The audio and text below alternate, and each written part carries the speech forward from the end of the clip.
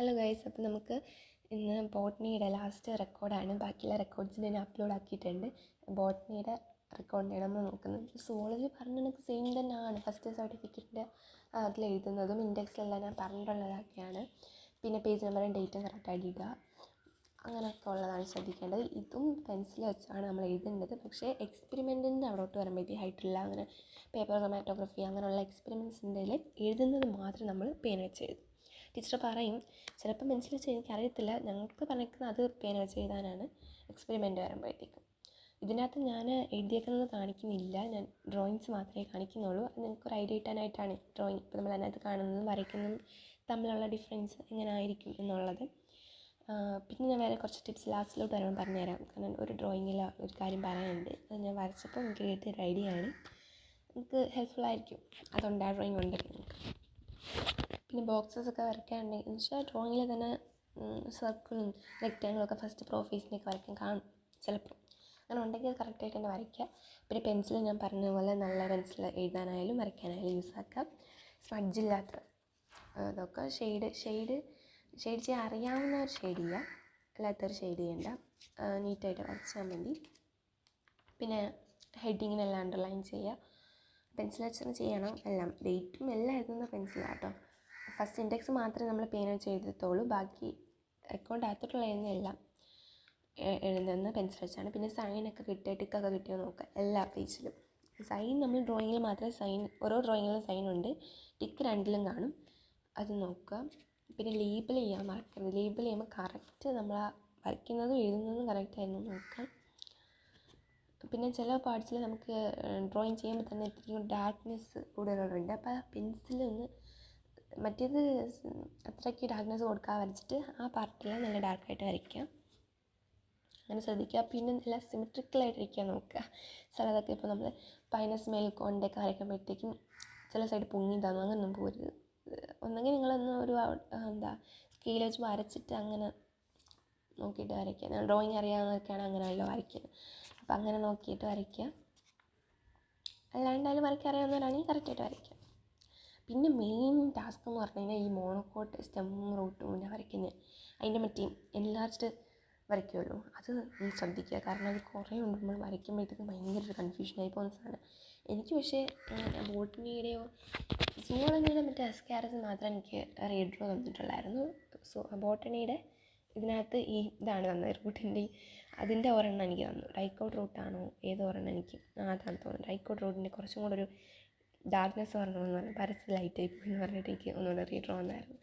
അതേ ഉള്ളായിരുന്നു റീഡ്രോ ആയിട്ട്. പക്ഷേ ചിലവർക്കൊക്കെ ഞാൻ കണ്ടിരുന്നു, കാരണം റീഡ്രോ തരാൻ ചാൻസ് ഉണ്ട്. നമ്മൾ നീറ്റായിട്ട് വരച്ചില്ലെങ്കിൽ റീഡ്രോ കിട്ടാൻ നല്ല ചാൻസ് ഉണ്ട്. നമ്മൾ വരയ്ക്കുമ്പോൾ തന്നെ നീറ്റായിട്ട് അങ്ങ് വരയ്ക്കുക, റീഡ്രോ കിട്ടാൻ നോക്കുക. കാരണം ഭയങ്കര പാടായിരിക്കും വരച്ച് പിന്നെയും മായ്ച്ച് വരയ്ക്കുക, അതൊക്കെ ഇത്തിരി പാടാണ്. നമ്മൾ ആദ്യം വരയ്ക്കുമ്പോൾ അങ്ങനെ നീറ്റായിട്ട് വരയ്ക്കുന്നത്, ആദ്യം നമ്മൾ ഭയങ്കര ഫാസ്റ്റായിട്ട് വരച്ച് കംപ്ലീറ്റ് ആകണം മൈൻഡ് സെറ്റ് ഇരുന്ന് വരയ്ക്കുമ്പോഴാണ് ഈ കുളമായി പോകുന്നത്.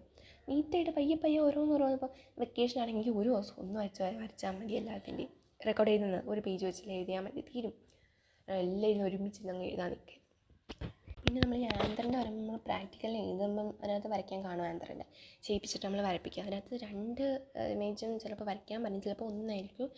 അപ്പോൾ നിങ്ങൾ പറയുന്നതനുസരിച്ച് വരച്ചാൽ മതി. രണ്ടും കൂടെ ഒന്നും ആദ്യം കയറി വരയ്ക്കാൻ നിൽക്കേണ്ട. ടീച്ചർ പറയും അവിടെ ഒന്ന് പറയും, അത് വരച്ചാൽ മതി. പിന്നെ പ്രാക്ടിക്കൽ വരെ എൻ്റെ ഒരു എക്സ്പീരിയൻസ് വെച്ചിട്ട് എനിക്ക് ഭയങ്കര ടെൻഷൻ എന്ന് പറയാൻ പറ്റില്ല, കൂളായിരുന്നു. എന്നാലും ഒരു ടെൻഷൻ കാണുമല്ലോ നമുക്ക്, മിസ്റ്റേക്ക് വന്നു ഇങ്ങനെ വൈവേൻ്റെ കാര്യത്തിലും. വൈവേൻ്റെയാണ് മെയിനായിട്ട് എഴുതുന്നത്, നമുക്ക് പിന്നെയും ഓർത്തൊക്കെ ഇരുന്ന് എഴുതാം, അങ്ങനെ ഒരു കുഴപ്പമില്ല. പക്ഷെ വൈവേൻ്റെ കാര്യത്തിൽ നല്ല പേടിയുണ്ടായിരുന്നു. കാരണം നമ്മൾ പഠിപ്പിക്കുമ്പോഴായാലും അങ്ങനെ വൈവ ഒന്നും ചോദിക്കുന്നില്ലല്ലോ, ക്വസ്റ്റ്യൻസ് ഒന്നും ചോദിക്കുന്നില്ല, പഠിപ്പിച്ച് പോകുന്നില്ലേ ഉള്ളൂ. അപ്പം ലാസ്റ്റിൽ വൈവേൻ്റെ കാര്യം വരുന്നത്, കുറച്ച് ക്വസ്റ്റ്യൻസ് തരും, എന്നാലും അത് തന്നെ ചോദിക്കത്തില്ല, നമുക്ക് അത് തന്നെ ചോദിക്കണമെന്നില്ല. ചെറിയ ക്വസ്റ്റ്യൻസ് ആയിരിക്കും, എന്നാൽ നമ്മൾ പെട്ടെന്ന് കിട്ടാത്ത ടൈപ്പ് ക്വസ്റ്റ്യനൊക്കെ ചില ടീച്ചേഴ്സ് ചോദിക്കും. ചിലവർ ഈസി ആയിട്ട് അവിടെ നിന്ന് നമ്മുടെ ചോദിച്ചപ്പോൾ നമ്മൾ ഒന്നും പറഞ്ഞില്ല, അപ്പോൾ നേരത്തെ ക്വസ്റ്റ്യൻ ചോദിച്ച് അങ്ങനെയൊക്കെ പോകത്തുള്ളൂ. പക്ഷെ ചിലവർ ടീച്ചേഴ്സ് പലരും നമ്മൾ എന്നാലും പലരും പലതില്ലേ ക്യാരക്ടർ, അതുപോലെ തന്നെ നല്ല പഠിക്കുന്ന ചിലവരിലേക്ക് നല്ല പഠിക്കുന്നവർക്ക്, അല്ലെങ്കിൽ ചിലവർ നമ്മളെല്ലാവരും ഒരിത് കാണും, അങ്ങനെയുള്ളത് നമ്മൾ പേടിക്കാതിരുന്നാൽ മതി. പിന്നെ ഇപ്പോൾ കെമിസ്ട്രിയുടെ ആയാലും എല്ലാ വൈവയ്ക്കും നമ്മൾ ആദ്യം കയറി തെറ്റിത്തരം പറയാൻ നിൽക്കരുത്. ഇത് നമുക്ക് അറിയത്തില്ല, നമുക്ക് കിട്ടില്ല, നമ്മൾ ആദ്യം കയറിയാൽ പേടിച്ച് വരയ്ക്കരുത്. അത്രയും നമ്മൾ ടൈമുണ്ട്, കുറേ ടൈം എടുക്കാതിരുന്നാൽ മതി. ഒരു ഇപ്പോൾ നമ്മൾ 30 സെക്കൻഡൊക്കെ ഒന്ന് ആലോചിച്ച് അങ്ങനെയൊക്കെ പറഞ്ഞാൽ മതി. അല്ലാണ്ട് ആരും അവിടെ പെട്ടെന്ന് അങ്ങനെയൊന്നും പറയുന്നില്ല. കുറേ നേരം കഴിയുമ്പോൾ ടീച്ചർ പറയും. ഇപ്പം നമ്മൾ കുറേ നേരം ആലോചിക്കുകയാണ് പറയുമ്പോൾ നമ്മൾ അടുത്ത ക്വസ്റ്റ്യൻ ചോദിക്കുക, അല്ലെങ്കിൽ അങ്ങനെ പോകും. അല്ലാണ്ട് ആദ്യ കാര്യം പെട്ടെന്ന് പറയണമെന്നൊന്നുമില്ല. പെട്ടെന്ന് പറഞ്ഞാൽ ഇപ്പം നമ്മൾ ഫസ്റ്റ് ക്വസ്റ്റ്യൻ ചോദിക്കുക, നമ്മൾ പെട്ടെന്ന് നമുക്ക് അറിയാമെന്ന് വെച്ചിട്ടാണെങ്കിൽ അത് പെട്ടെന്ന് പറഞ്ഞു. അപ്പോൾ നമുക്കൊരു ഇമ്പ്രഷൻ കിട്ടുക, ആ കുട്ടിക്ക് അറിയാം എന്നല്ലെങ്കിൽ നമ്മൾ അതുപോലെ തന്നെ തെറ്റിക്കാതെ നമ്മൾ ഫസ്റ്റ് പറഞ്ഞുള്ള കാര്യം പയ്യെ പറഞ്ഞാലും തെറ്റിക്കാതെ പറഞ്ഞു കഴിഞ്ഞാൽ ആ കുട്ടിക്ക് അറിയാം, കുട്ടി ആലോചിച്ചാലും പറയുന്നുണ്ട് എന്നുള്ള രീതിയിലുള്ളൊരു ഇമ്പ്രഷൻ കിട്ടും. അപ്പോൾ നമ്മൾ പിന്നെ ഉള്ള ക്വസ്റ്റ്യൻസ് ചോദിച്ച് ഇപ്പോൾ നമ്മൾ തെറ്റിച്ച് പറഞ്ഞു കഴിഞ്ഞാൽ അവർ പിന്നെയും കുറേ ക്വസ്റ്റ്യൻസ് ചോദിക്കും. ഫസ്റ്റ് തന്നെ ഓർത്ത് നമ്മൾ ആലോചിച്ചാൽ പറഞ്ഞാൽ മതി കറക്റ്റ് ആൻസേഴ്സ്.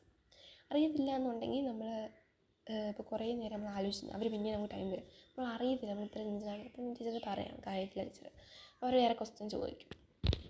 ആദ്യം കയറി അറിയത്തില്ലെന്ന് പറയരുത്, ആലോചിച്ച് നിൽക്കുക. പിന്നെ BT കോട്ടൻ്റെ കാര്യം പറയുകയാണെങ്കിൽ അത് നമുക്ക് വരയ്ക്കാനല്ല, അത് പ്രിൻ്റ് എടുത്ത് ഒട്ടിക്കാനാണ്. പ്രിൻ്റ് എടുക്കുമ്പോൾ നിങ്ങൾ ശ്രദ്ധിക്കുക, ഭയങ്കര വലിയ ഇമേജായിട്ട് എടുക്കരുത്. അതിനകത്ത് നിൽക്കുന്ന റെക്കോർഡിൽ നിൽക്കുന്ന രീതിയിൽ മീഡിയം സൈസിലുള്ളത് എടുക്കുക. അതാണ് ശ്രദ്ധിക്കാനുള്ളത്. പിന്നെ ഡ്രോയിങ്സ് എല്ലാം നോക്കിയിട്ട് വരയ്ക്കുക, നീറ്റായിട്ട് വരയ്ക്കുക. ലേബലിങ് നേരത്തെ പറഞ്ഞത് തന്നെ വരയ്ക്കുക. പിന്നെ എക്സ്പെരിമെൻറ്റ്സ് ആയാലും ഏതെങ്കിലും ഒരു എക്സ്പെരിമെൻ്റ് ആയിരിക്കും നമുക്ക് അവിടെ വച്ചേക്കുന്നത്. അതിൻ്റെ നോക്കിയിട്ട് എഴുതാനെനിക്ക് എയിം മാത്രം പഠിച്ചു വെച്ചാൽ മതി. എക്സ്പെരിമെൻറ്റ്സിന് ഫുള്ളൊന്നും ചോദിക്കത്തില്ല. പിന്നെ ഇങ്ങനെ അതിനകത്ത് ചോദിക്കുകയാണെങ്കിൽ മെറ്റീരിയൽസ് റിക്വേർഡും പിന്നെ പ്രൊസീജിയറിൻ്റെ എന്തെങ്കിലും ഇപ്പം ഈ അസറ്റോൺ അങ്ങനെയൊക്കെ ഉള്ള സംഭവങ്ങൾ അത് എത്ര പെർസെൻറ്റേജ് ഏത് റേഷ്യോ ആണ് എന്നൊക്കെ ഉള്ളത് നോക്കി വെക്കുക. അങ്ങനെയുള്ള കുഞ്ഞു ക്വസ്റ്റ്യൻസ് നോക്കി വെച്ചാൽ മതി. പിന്നെ ഞാൻ നേരത്തെ പറയാമെന്ന് പറഞ്ഞിട്ട് ടിപ്പില്ലേ അതെന്താണെന്ന് വെച്ച് കഴിഞ്ഞാൽ ലാസ്റ്റ് നമ്മൾ എഴുതുന്ന സ്റ്റഡി ഓഫ് ഡിസ്ട്രിബ്യൂഷൻ ഓഫ് സ്റ്റൊമാറ്റോ എന്ന് പറഞ്ഞാൽ നമ്മൾ എഴുതുന്നുണ്ട്. അതിനകത്ത് ഉള്ള ഡ്രോയിങ്ങിൽ ഫസ്റ്റത്തെ ഡ്രോയിങ് ഞാനത് നോക്കിയാൽ മതി, ഞാനത് കാണിക്കാം. ആ ഫസ്റ്റത്തെ ഡ്രോയിങ്ങിൽ നമ്മൾ വരയ്ക്കുമ്പോഴത്തേക്കും ഭയങ്കര പാടായിട്ട് തോന്നും. കാരണം ഇങ്ങനെ ഓരോ ലൈന് ഭയങ്കര നിറച്ച് ലൈന് വരച്ച് ചെയ്യേണ്ടത്. പക്ഷേ നിങ്ങൾ ആ ഡ്രോയിങ് നോക്കുമ്പോൾ നമുക്ക് കൺഫ്യൂഷനാകും. പക്ഷേ നിങ്ങൾ ഒരു കാര്യം ശ്രദ്ധിച്ചാൽ മതി, വരയ്ക്കുമ്പം അതിങ്ങനെ പറയേണ്ടത് എനിക്ക് കിട്ടില്ല. ആ അകത്തെ ആ ഒരു കട്ട പോലത്തെ സംഭവമില്ലേ, എന്താ പറയുക, സബ്സിഡിയറി സെൽസ് ഇല്ലേ, അത് ആ സെൽസിനകത്ത് ശ്രദ്ധിച്ചാൽ മതി. ഞാൻ പറഞ്ഞ ആ ഷേപ്പിൽ ശ്രദ്ധിക്കാനാണ്. സെൽസിൻ്റെ ആ ഷേപ്പ് നോക്കിയിട്ട് വരയ്ക്കുക, അങ്ങനെ വരച്ച് കഴിഞ്ഞാൽ മതി. ഞാൻ ആദ്യം വരയ്ക്കാൻ തുടങ്ങിയെന്ന് വെച്ചാൽ ആ സൈഡിലുള്ള ലൈനാണ്. അത് വരച്ച് വന്നപ്പോൾ എനിക്കൊരു ഐഡിയയും കിട്ടണില്ല. പക്ഷേ ആ സെല്ല് നമ്മൾ വരച്ച് നോക്കി കഴിഞ്ഞാൽ അങ്ങനെ വരച്ച് കഴിഞ്ഞാൽ പെട്ടെന്ന് വരയ്ക്കാൻ പറ്റും. മനസ്സിലായെന്ന് ഞാൻ പ്രതീക്ഷിക്കുന്നു. നിങ്ങൾ വരച്ച് നോക്കുക, അപ്പോൾ നിങ്ങൾക്ക് മനസ്സിലാവും. അപ്പം നമ്മൾ ബോട്ടണിയുടെ അങ്ങനെ തീർന്നിരിക്കുന്നു. എല്ലാം ഞാൻ പറഞ്ഞിട്ടുണ്ടെന്നാണ് എൻ്റെ പറഞ്ഞിട്ടുണ്ട്. ബോട്ടണിയിലൊന്നും അത്ര പറയാനില്ല, ഇങ്ങനെയുള്ള കാര്യങ്ങൾ മാത്രമേ ടിപ്സും. ഇനി വേറെ വീഡിയോസ് എന്തെങ്കിലും വേണമെന്നുണ്ടെങ്കിൽ നിങ്ങൾ കമൻറ്റ് ചെയ്യാം, ഞാൻ അതനുസരിച്ച് ചെയ്യാം. കാരണം ഇപ്പം വെക്കേഷൻ ആണെങ്കിൽ ടൈമുണ്ട്, സോ ചെയ്യാൻ പറ്റും. കുറേ ടിപ്സായാലും +2 കഴിഞ്ഞിരിക്കണോണ്ട് കുറേ അറിയാവുന്നതുകൊണ്ട് ഞാൻ പറയാം. അതുകൊണ്ട് നിങ്ങൾക്ക് വേണമെങ്കിൽ ഞാൻ ഷെയർ ആക്കാം. ലാസ്റ്റ് വരെ കണ്ടിരുന്നവർക്ക്, വോയിസ് കേട്ടിരുന്നവർക്ക്, അല്ലെങ്കിൽ റെക്കോർഡ് നോക്കിപ്പോയവർ കാണും, അല്ലെങ്കിൽ റെക്കോർഡിൻ്റെ PDF നോക്കിപ്പോയവർ കാണും, അല്ലെങ്കിൽ ഇത് കേട്ട് മനസ്സിലാക്കിയവർ കാണും. എല്ലാവർക്കും താങ്ക് യു. ഇത്രയും ഇപ്പം ഞാനൊരു സീരീസ് പോലെയാണ്, കാരണം ഫസ്റ്റ് തൊട്ട് എല്ലാ റെക്കോർഡ്സിനും ഞാൻ വീഡിയോസ് ചെയ്തിട്ടുണ്ട്. പിന്നെ വേണമെങ്കിൽ ഒരു പ്ലേലിസ്റ്റ് ആക്കിയിടാം. പിന്നെ ഞാൻ PDF അറ്റാച്ച് ചെയ്യാമെന്ന് പറഞ്ഞതെല്ലാം ഡിസ്ക്രിപ്ഷനിൽ ഓർ കമൻറ്റ് ബോക്സ് നോക്കിയാൽ മതി, അതിനകത്ത് പിൻ ചെയ്ത് വെച്ചിട്ടുണ്ടായിരിക്കും, അങ്ങനെ നോക്കിയാൽ മതി. അപ്പോൾ ഇതെല്ലാം കണ്ടവർക്ക് താങ്ക് യു വെരി മച്ച്. എല്ലാം നിങ്ങൾക്ക് ഹെൽപ്ഫുൾ ആയെന്ന് ഞാൻ വിചാരിക്കുന്നു. ഹെൽപ്ഫുൾ ആയെങ്കിൽ അതൊന്ന് കമൻറ്റ് ചെയ്യുക, എന്നെ സപ്പോർട്ട് ചെയ്യാം.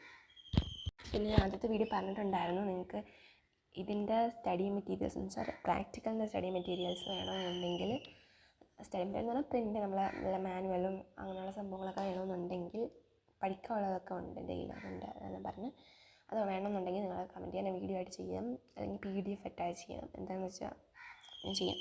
വേണമെന്ന് പറഞ്ഞാൽ മതി.